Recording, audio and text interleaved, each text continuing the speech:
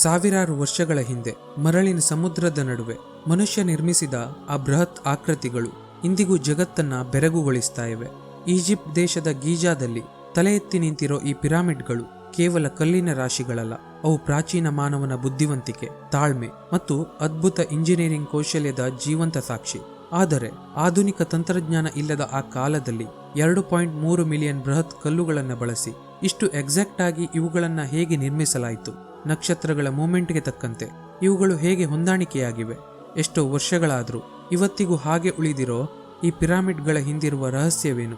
ವಿಜ್ಞಾನಿಗಳು, ಪುರಾತತ್ವ ಶಾಸ್ತ್ರಜ್ಞರು ಮತ್ತು ಇತಿಹಾಸಕಾರರು ಶತಮಾನಗಳಿಂದ ಈ ಪ್ರಶ್ನೆಗಳಿಗೆ ಉತ್ತರ ಹುಡುಕ್ತಾ ಇದ್ದಾರೆ.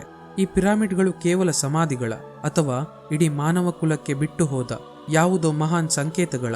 ಈ ಅದ್ಭುತಗಳ ಹಿಂದಿರುವ ಅಸಲಿ ಕತೆ ಮತ್ತು ಅವುಗಳನ್ನು ನಿರ್ಮಿಸಿದ ಇಂಜಿನಿಯರಿಂಗ್ ರಹಸ್ಯಗಳನ್ನು ಇವತ್ತಿನ ಈ ವಿಡಿಯೋ ಮೂಲಕ ತಿಳಿದುಕೊಳ್ಳೋ ಪ್ರಯತ್ನ ಮಾಡೋಣ.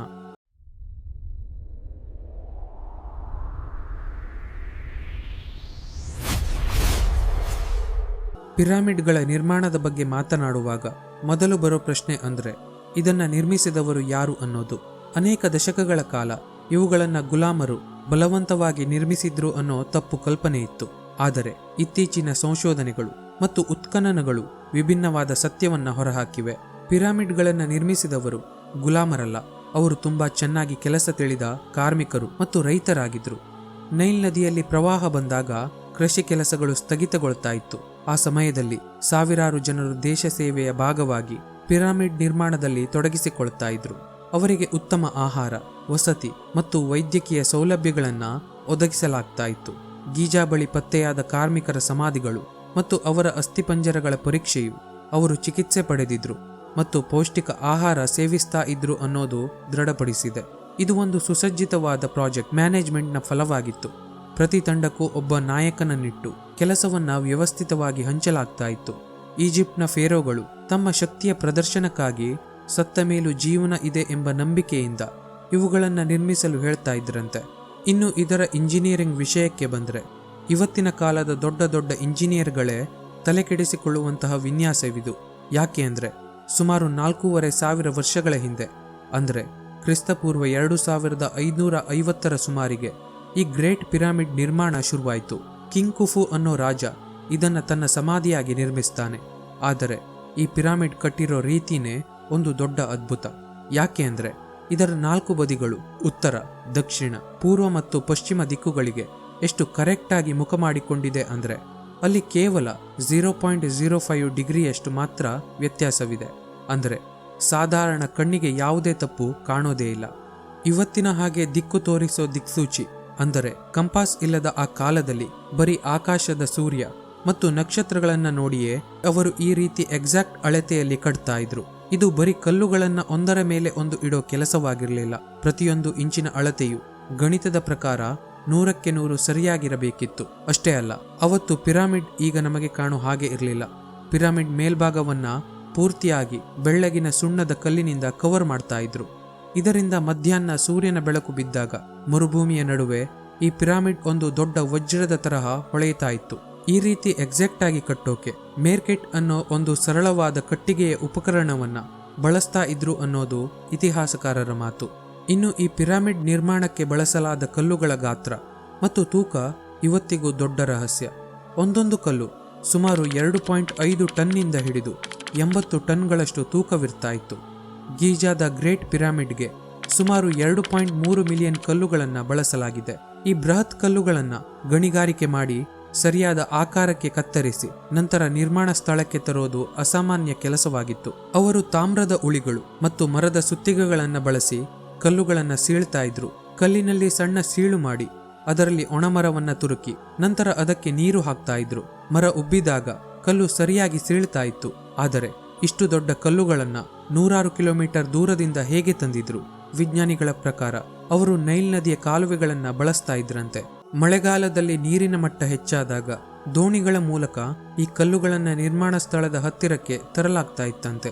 ಆದರೆ ದೋಣಿಯಿಂದ ಇಳಿಸಿದ ನಂತರ ಮರಳಿನ ಮೇಲೆ ಇವುಗಳನ್ನ ಎಳೆಯೋದು ಕಷ್ಟವಾಗಿತ್ತು. ಅದಕ್ಕೆ ಅವರು ಒದ್ದೆಯಾದ ಮರಳಿನ ತಂತ್ರವನ್ನ ಬಳಸ್ತಾ ಇದ್ರು. ಮರಳು ಒದ್ದೆಯಾದಾಗ ಘರ್ಷಣೆ ಕಡಿಮೆಯಾಗುತ್ತೆ. ಇದರಿಂದಾಗಿ ಸ್ಲೆಡ್ಜ್ಗಳ ಮೇಲೆ ಕಲ್ಲುಗಳನ್ನು ಇಟ್ಟು ಸುಲಭವಾಗಿ ಎಳೆಯಲು ಸಾಧ್ಯವಾಗ್ತಾ ಇತ್ತು. ಇನ್ನು ನಿರ್ಮಾಣದ ಹಂತದಲ್ಲಿ ಕಲ್ಲುಗಳನ್ನು ಮೇಲೆ ಸಾಗಿಸಲು ಅವರು ಬಳಸಿದ ವಿಧಾನಗಳ ಬಗ್ಗೆ ವಿವಿಧ ಸಿದ್ಧಾಂತಗಳಿವೆ. ಕೆಲವು ತಜ್ಞರು ಹೊರಭಾಗದಲ್ಲಿ ಉದ್ದನೆಯ ಇಳಿಜಾರುಗಳನ್ನು ಅಂದರೆ ರ್ಯಾಂಪ್ಸ್ ನಿರ್ಮಿಸಲಾಗಿತ್ತು ಎಂದು ಹೇಳುತ್ತಾರೆ. ಇನ್ನು ಕೆಲವರು ಸುರುಳಿಯಾಕಾರದ ಇಳಿಜಾರುಗಳನ್ನು ಬಳಸಲಾಗಿತ್ತು ಅಂತ ಹೇಳ್ತಾ ಇರ್ತಾರೆ. ಪಿರಮಿಡ್ನ ಅಡಿಪಾಯದಿಂದ ಹಿಡಿದು 146 ಮೀಟರ್ ಎತ್ತರದವರೆಗೆ ಈ ಬೃಹತ್ ಕಲ್ಲುಗಳನ್ನು ಅಚ್ಚುಕಟ್ಟಾಗಿ ಜೋಡಿಸಿರೋದು ಅವರ ಪ್ಲಾನಿಂಗ್ ಎಷ್ಟು ಬಲವಾಗಿತ್ತು ಅನ್ನೋದನ್ನು ತೋರಿಸುತ್ತೆ. ಪ್ರತಿಯೊಂದು ಪದರವನ್ನು ಜೋಡಿಸುವಾಗಲೂ ಮಟ್ಟವನ್ನು ಅಳೆಯಲು ನೀರಿನ ಮಟ್ಟದ ತಂತ್ರವನ್ನು ಬಳಸ್ತಾ ಇದ್ರು. ಅಂದರೆ ಭೂಮಿಯನ್ನು ಸಮತಟ್ಟು ಮಾಡಲು ನೀರಿನ ಕಾಲುವೆಗಳನ್ನು ನಿರ್ಮಿಸಿ ಅದರ ಆಳವನ್ನು ಅಳೆಯುತ್ತಾ ಇದ್ರು. ಇನ್ನು ಈ ಪಿರಾಮಿಡ್ಗಳ ಒಳಾಂಗಣ ವಿನ್ಯಾಸವು ಅಷ್ಟೇ ಅದ್ಭುತವಾಗಿದೆ. ಕಿಂಗ್ಸ್ ಚೇಂಬರ್, ಕ್ವೀನ್ಸ್ ಚೇಂಬರ್ ಮತ್ತು ಗ್ರ್ಯಾಂಡ್ ಗ್ಯಾಲರಿಗಳು ಅವರ ಅದ್ಭುತ ನಿರ್ಮಾಣ ಸಾಮರ್ಥ್ಯವನ್ನು ತೋರಿಸುತ್ತೆ. ಕಿಂಗ್ಸ್ ಚೇಂಬರ್ನ ಮೇಲ್ಛಾವಣಿಯಲ್ಲಿ 80 ಟನ್ ತೂಕದ ಗ್ರಾನೈಟ್ ಕಲ್ಲುಗಳನ್ನು ಬಳಸಲಾಗಿದೆ.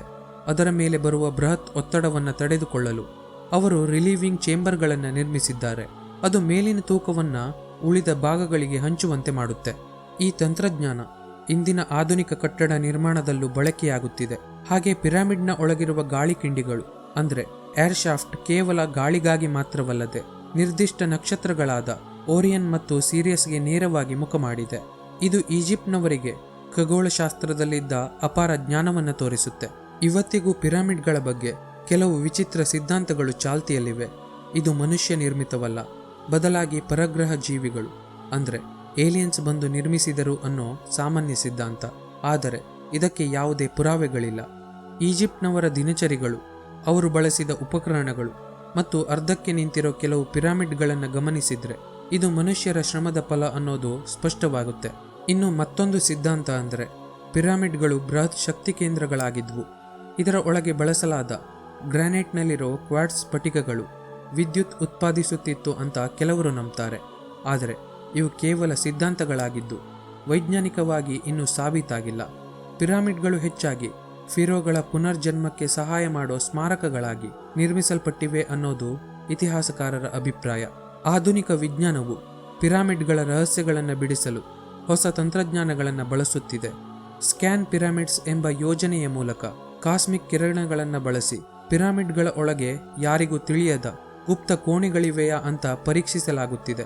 2017ರಲ್ಲಿ ಈ ತಂತ್ರಜ್ಞಾನದ ಮೂಲಕ ಗ್ರ್ಯಾಂಡ್ ಗ್ಯಾಲರಿಯ ಮೇಲೆ ಒಂದು ಬೃಹತ್ ಖಾಲಿ ಜಾಗ ಇರೋದನ್ನು ಪತ್ತೆ ಹಚ್ಚಲಾಯಿತು. ಇದು ಇವತ್ತಿಗೂ ಕುತೂಹಲಕ್ಕೆ ಕಾರಣವಾಗಿದೆ. ಹಾಗಾದರೆ ಈ ರಹಸ್ಯ ಕೊಠಡಿಗಳಲ್ಲಿ ಏನಿದೆ? ಪ್ರಾಚೀನ ದಾಖಲೆಗಳಿವೆಯಾ ಅಥವಾ ಮತ್ತೊಂದು ರಾಜವಂಶದ ಗುಟ್ಟು ಅಡಗಿದೆಯಾ ಅನ್ನೋದು ಇನ್ನೂ ನಿಗೂಢ. ಇನ್ನು ಈ ಪಿರಾಮಿಡ್ಗಳ ನಿರ್ಮಾಣದ ಹಿಂದಿರೋ ಗಣಿತವು ತುಂಬ ಕಷ್ಟವಾಗಿದೆ.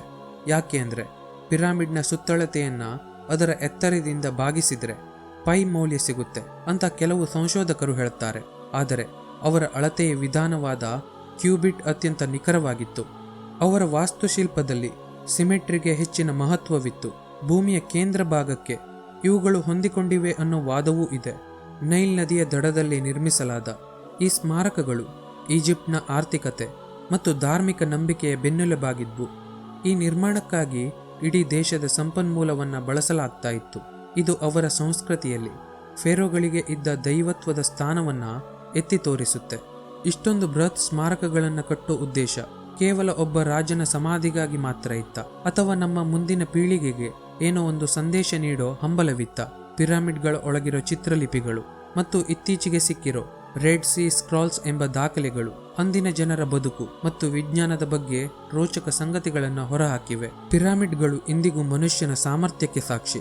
ಇವತ್ತು ನಾವು ರೋಬೋಟ್ಗಳನ್ನು ಬಳಸ್ತಾ ಇದ್ದೇವೆ, ಆದರೆ ಅಂದು ಅವರು ತಮ್ಮ ಬುದ್ಧಿವಂತಿಕೆಯಿಂದಲೇ ಅಸಾಧ್ಯವಾದುದನ್ನು ಸಾಧಿಸಿದ್ರು.